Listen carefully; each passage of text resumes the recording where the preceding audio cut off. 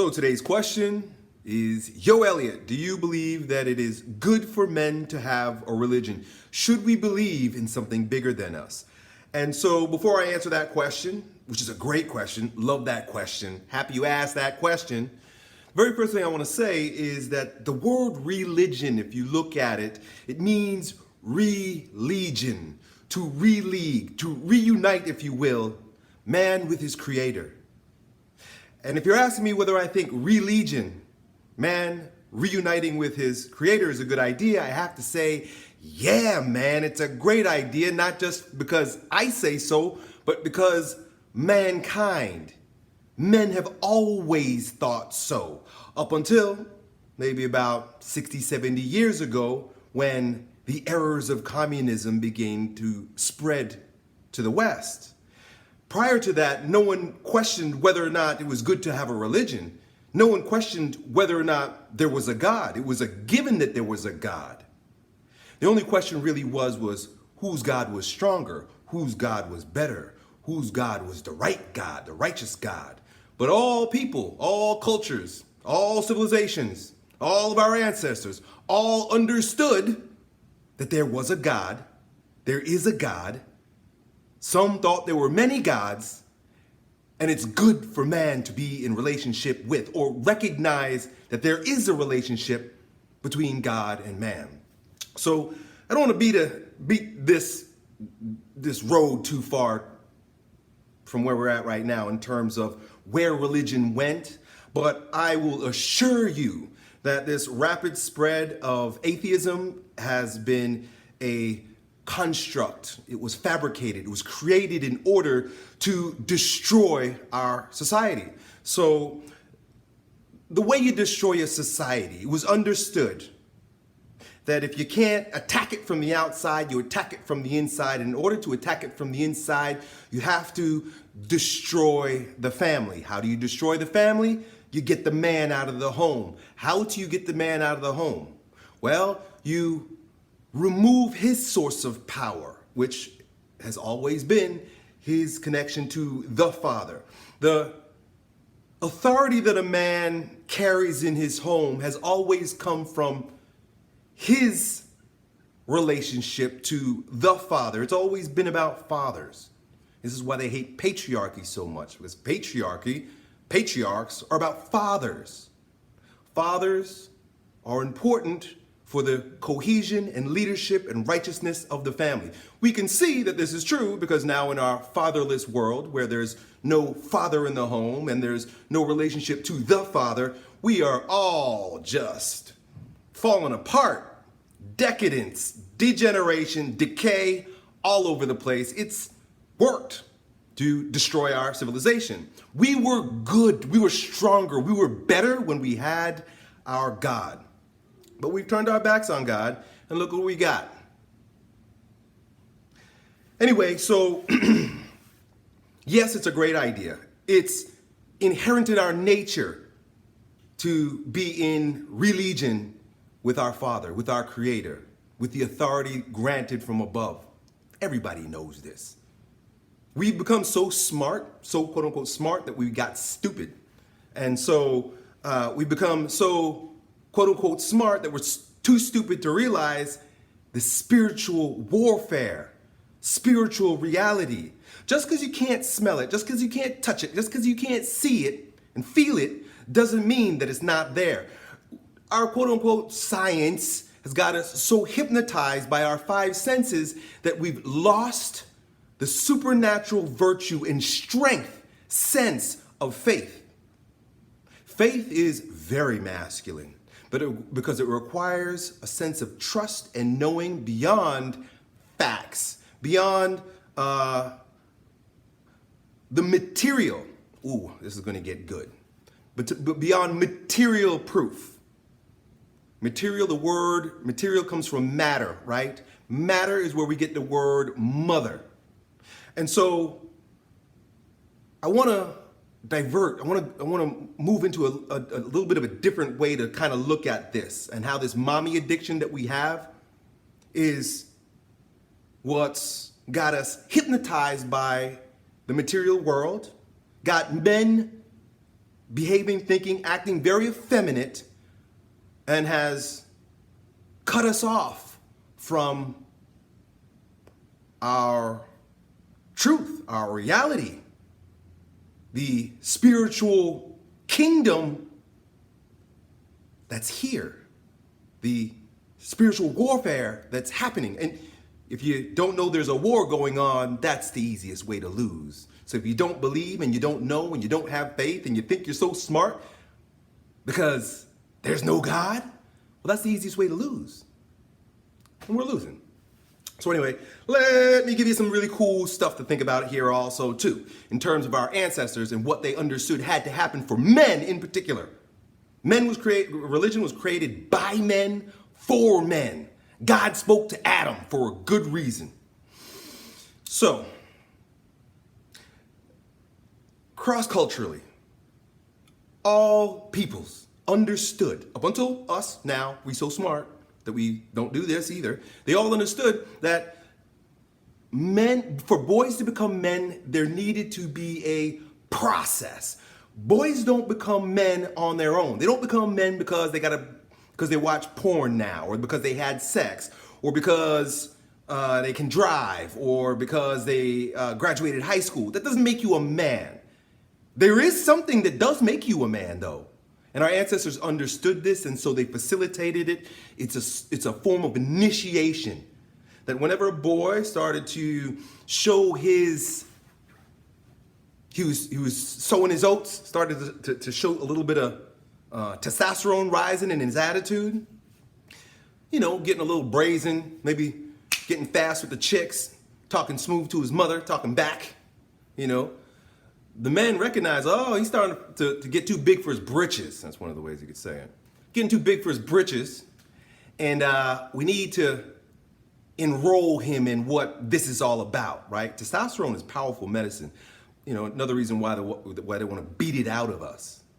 I can go on too many rants right now. I'm going to stop.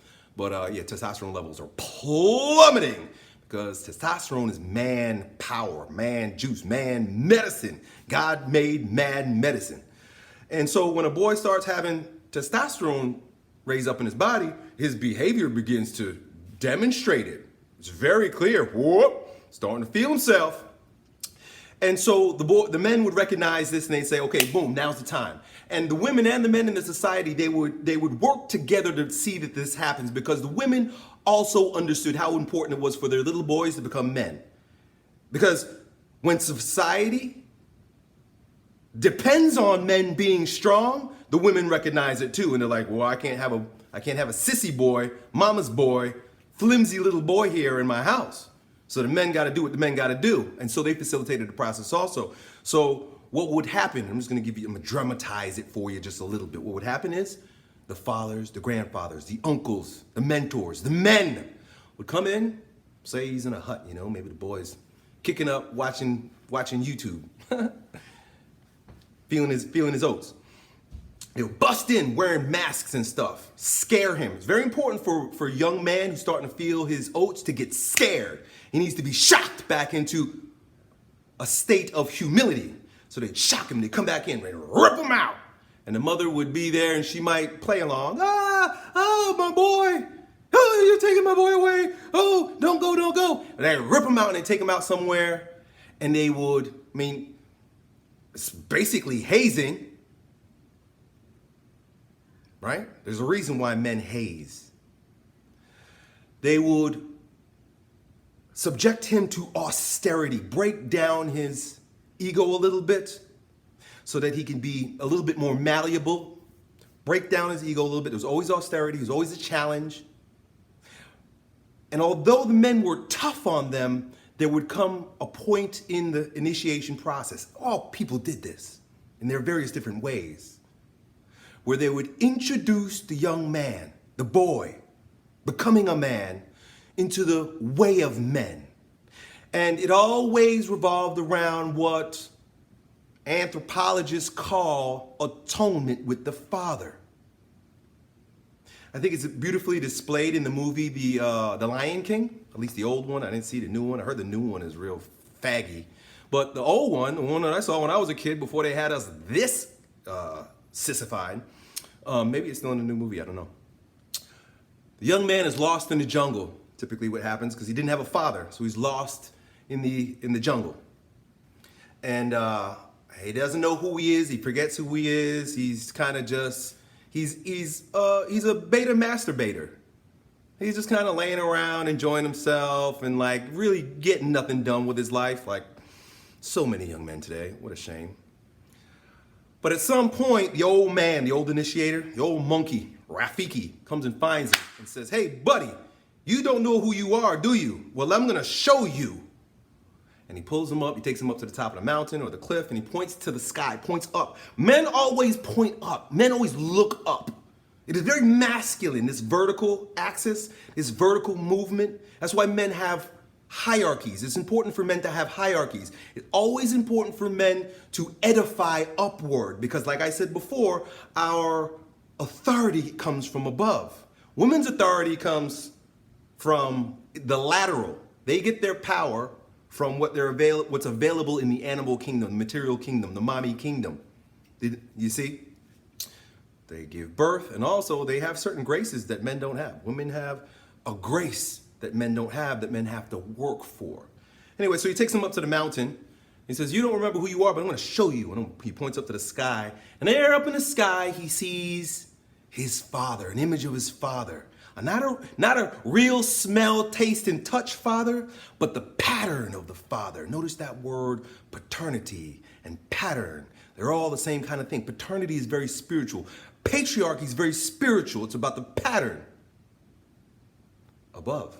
And so he points to the pattern, the patriarch of above, his dad. His dad says, "Hey, Simba, you got to get your act together because not only does your tribe depend on you to grow up and be a man, but you have to live up to the expectations of me, your father, and your father's fathers and all the ancestors. The eternal pattern, God. You don't want to disappoint God by being a beta boy. You got to be an alpha male." And so with that vision and with that religion, with the Father above, he can go back and he can take his place in society. So many of us don't know our place in society because no one's ever pointed up to us. No one's ever showed us who we are, which is father, pattern. We don't have physical fathers and we don't have our relationship to the Father above, which is critical if we want to be a strong society, strong civilization, strong men, strong fathers, strong God. Not a weak God. Remember I told you before, it was never about, is there a God? Our ancestors knew. Everybody knew. It was about who's got the strongest God. And I tell you, I get it because I got wrapped up in all kinds of new age religion and BS like that in my discovery years, and all of them are weak gods. You know, the God of the Old Testament, that's a strong God. That's why they don't like him. They don't, the effeminate world, feminism and communism, of course, they hate religion, but they definitely hate the Bible. And it's because the God of Abraham, Isaac, and Moses, Jesus' father, is not a wimp. It's not soft. Isn't about nirvana. I would love to talk to you one day about why I went back to Catholicism, not just Christianity. So many of our religions have been perverted. But Catholicism is hard. Religion should be hard. Religion is something we need to work for. I said before that women are afforded certain graces. Men make sacrifices. Notice all throughout the Old Testament, sacrifices. Fasting. The ultimate sacrifice, Jesus gives his life. Because of meaning, because of purpose, because of religion. So to answer your question, my man, I do believe, I do know, and I do assert to you and every man watching this that religion is critical for men to be strong. done.